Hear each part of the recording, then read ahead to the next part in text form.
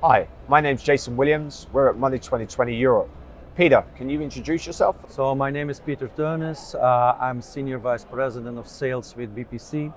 BPC is a next generation payments platform provider and we work on a global scale. We're active in about 150 countries in the world and have about 500 customers live. BPC began life as a car software specialist and is now a global leading technology vendor that operates in cloud-native next-generation industry platforms worldwide.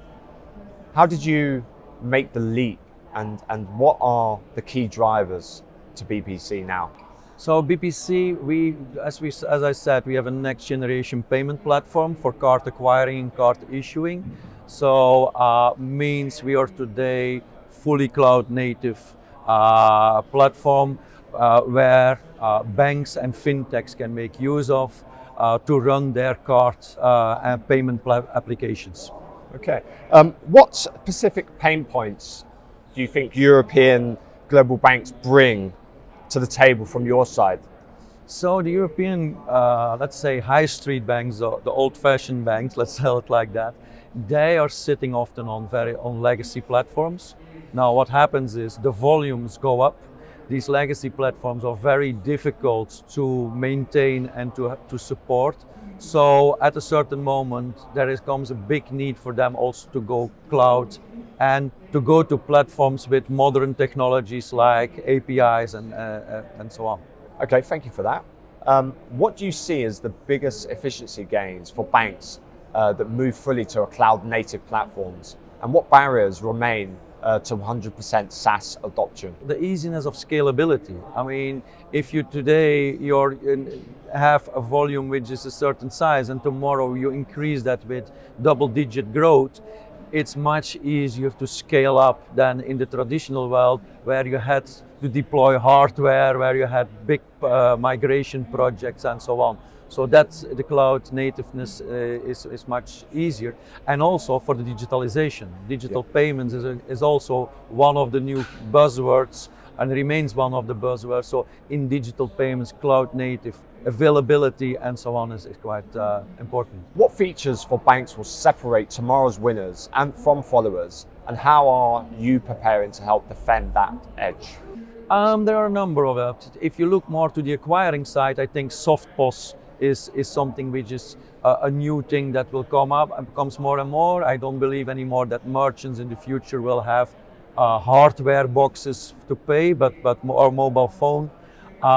Wallets, we read today wallets is today mainly in emerging market, but we also see it coming back in Europe.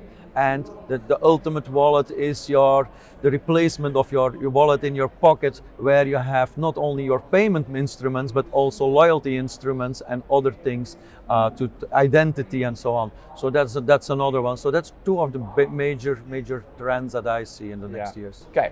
And how should vendor payment platforms evolve so it can serve customers to 2030? Also it is the easiness of the deployment, the availability again, and make it available in SaaS, not selling licensed software. That will make, and also see that you as a technology vendor, you have two roles. You have to serve your existing customers, so you cannot be every time when there is a new hype in IT, you cannot jump to it because that means costs for your customer. But at the other hand, you need to evolve the platform that you stay on top of technology. So it's not that you need to be the first mover, but the fast follower in that perspective. So at the second day of Money 2020, how has it been for you guys so far? Money 2020, yesterday, the first day was very good. We for the first year, we opted for another strategy, not to have a booth, but to come with a number of people and have pre-set up our meetings, which is quite effective because people show up in the meetings. That's already important. And also Money 2020 has these places where you can do the meetings. So it's a good alternative than always standing on a booth. And the advantage for you personally is you see more of the show. I've got an interesting question. What trends are you guys seeing at the moment in terms of banking as a service, cloud services?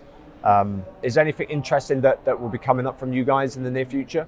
You know, that it's an interesting question, and I often say we follow often what the guys like Visa and MasterCard are doing.